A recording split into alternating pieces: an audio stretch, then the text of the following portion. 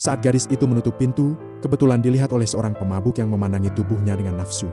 Gadis yang berwajah dan berpostur menarik itu segera berpakaian dan bersembunyi di dekat pacarnya. Namun malangnya pemabuk itu dengan tak tahu malu mendorong pintu masuk. Di belakangnya datang pula sekelompok besar pria mabuk. Pada saat itu keduanya belum menyadari betapa seriusnya situasi. Karena mereka telah lama hidup di daerah terpencil, para satpam proyek yang mabuk itu memanfaatkan minuman untuk menguji batasan mereka, mencoba mendorong mereka ke ambang kejahatan. Tak disangka pelakunya bukannya malu, malah pura-pura gila karena minuman dan terus provokatif dengan kata-kata yang menyinggung kedua korban. David sama sekali tak menduga bahwa orang-orang yang datang untuk melerai juga justru menunjukkan sisi gelap mereka. Saat melihat pacarnya diperlakukan, amarah David meluap tak tertahankan. Ia berniat memukul pelaku sampai tewas. Namun tiba-tiba segerombolan pemabuk itu menyerbu David. Suasana pun kacau balau. Demi melindungi pacarnya agar tak dipersalahkan, Mary yang tak takut itu hanya bisa melawan habis-habisan. Meskipun mereka jumlahnya banyak, Mary tak mau menyerah dan gigih mempertahankan diri. Ia menggigit lengan salah seorang pemabuk hingga robek dan terkeluarkan daging segar. Tetapi saat ia bangkit lagi, sebuah hantaman hebat menghantamnya sehingga pingsan di tanah.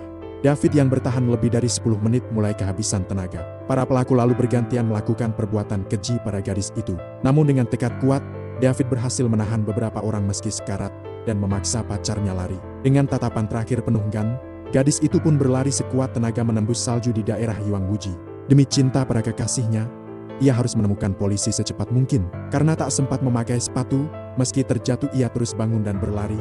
Sampai tubuhnya kedinginan karena salju bersuhu minus 30 derajat, tetap saja ia terus berlari.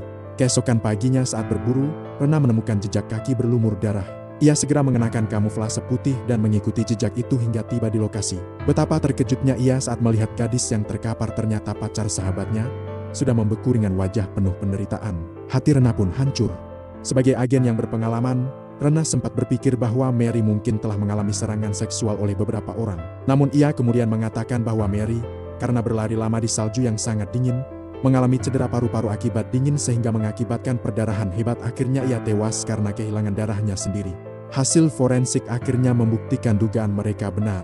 Saat diberitahu putrinya telah tiada, sang ayah yang biasanya tegar pun tak kuasa menahan tangis. Dengan amarah ia berkata pada Rena, "Aku tak akan membiarkan mereka lolos." Rena lalu menuju gudang amunisi lamanya, siap bekerja sama dengan polisi untuk menuntut balas para pelaku.